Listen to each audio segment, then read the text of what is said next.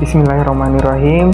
Assalamualaikum warahmatullahi wabarakatuh. Saya Kelvin Diastorik dengan NIM 190501020799, Prodi Perbankan Syariah, kelas B, Fakultas Ekonomi dan Bisnis Islam, Institut Agama Islam Negeri Kendari.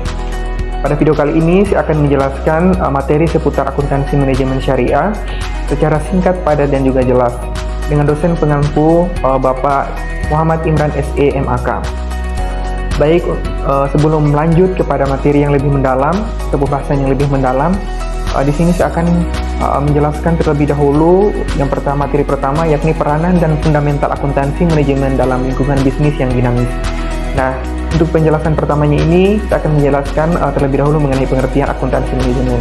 Jadi, akuntansi manajemen tersebut adalah merupakan suatu proses pengidentifikasian, pengumpulan, analisis, serta proses pencatatan yang diakhiri dengan tujuan interpretasi dan pelaporan kegiatan ekonomi suatu perusahaan, dengan tujuan supaya pihak manajemen perusahaan tersebut bisa menjalankan fungsinya sebagaimana perencanaan, pengendalian, serta pengambilan keputusan yang telah direncanakan.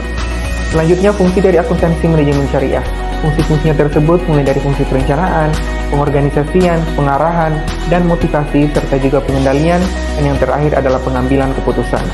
Kemudian ada ciri-ciri dari akuntansi manajemen syariah tersebut. Jadi, ciri-cirinya tersebut sebagai pemakai utama, kebebasan memilih, implikasi pelaku, fokus waktu, rentan waktu, pelaporan, serta gambar aktivitas. Dan yang kemudian selanjutnya ada peranan akuntansi manajemen dalam perusahaan, yakni mulai dari pesaing-pesaing baru dalam perusahaan, kemudian timbulnya produk baru atau jasa substitusi atau bahkan komplementer, kemudian daya beli dari pesaing, pelanggan atau konsumen, dan juga serta persaingan antar perusahaan atau organisasi dalam perusahaan sendiri.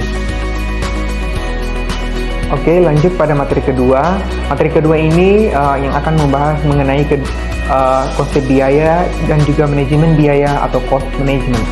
Jadi, konsep biaya di sini adalah pengorbanan sumber ekonomis yang diukur dalam satuan uang yang telah terjadi atau bahkan kemungkinan akan terjadi untuk mencapai tujuan tertentu.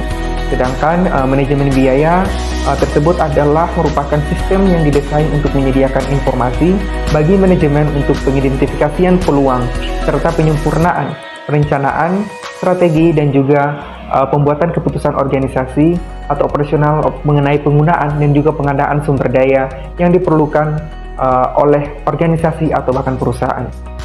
Selanjutnya ada konsep dasar dari sistem manajemen biaya, yakni terdiri dari konsep nilai tambah, kemudian konsep akuntansi aktivitas, serta konsep biaya target. Selanjutnya ada macam-macam dari manajemen biaya. Macam-macam manajemen biaya mulai dari biaya bahan baku, baik itu langsung maupun tidak langsung, kemudian biaya tenaga kerja langsung ataupun tidak langsung, kemudian ada biaya tidak langsung lainnya, serta biaya senantiasa dan biaya variabel, dan yang terakhir adalah biaya per unit. Nah, lanjut pada sistem biaya. Adapun sistem biaya di sini mempunyai beberapa manfaat, mulai dari merencanakan dan mengendalikan organisasi, meningkatkan keterlacakan biaya, kemudian meningkatkan kinerja daur hidup, membuat keputusan, manajemen investasi, mengukur kinerja, bahkan bersama dalam lingkungan teknologi. Oke, lanjut ke materi ketiga, yakni mengenai cost, volume, dan juga profit analisis serta perencanaan laba atau profit planning. Jadi, cost, volume ini dan juga profit analysis adalah merupakan alat yang dapat digunakan manajemen untuk mengetahui hubungan antara harga jual, volume penjualan, dan juga biaya terhadap laba. Selanjutnya, dalam pengambilan keputusan manajemen juga terdapat 5 elemen yang sangat penting terkait analisis cost, volume, profit, yaitu harga produk, biaya variabel per unit, total biaya tetap, bauran volume produk yang dijual. Kemudian dalam analisis titik impas atau break even point, analisis membagi menjadi 2 metode, yakni menggunakan metode persamaan, kemudian juga ada metode margin kontribusi. Lalu dalam pemanfaat analisis cost, volume, profit untuk perencanaan membagi menjadi beberapa analisis, yakni yang pertama mulai dari analisis target laba, analisis multiproduk, analisis sensitivitas, margin keamanan, serta pemilihan struktur biaya leverage operasi. Nah, selanjutnya pada materi yang keempat ini yakni mengenai perencanaan laba multiproduk atau NTIP. Jadi perencanaan adalah rencana kerja yang telah diperhitungkan dengan cermat, di mana implikasi keuangannya dinyatakan dalam bentuk proyeksi, perhitungan laba, rugi, neraca, kas, dan juga modal kerja untuk jangka panjang maupun jangka pendek. Kemudian adapun keuntungan perencanaan laba, yakni mulai dari menyediakan suatu pendekatan yang disiplin atas identifikasi dan juga penyelesaian masalah, kemudian menyediakan pengarahan ke semua tingkat manajemen, dan meningkatkan koordinasi antar sesama manajer, serta meningkatkan cara menemukan ide dan juga kerjasama yang baik. Selanjutnya perencanaan dibagi atas dua, yakni ada perencanaan secara jangka panjang, ada juga perencanaan secara jangka pendek. Nah, adapun perencanaan jangka panjang ini merupakan proses berkelanjutan dari membuat keputusan sekarang secara sistematis dan juga dengan kemungkinan pengetahuan terhadap masa depannya.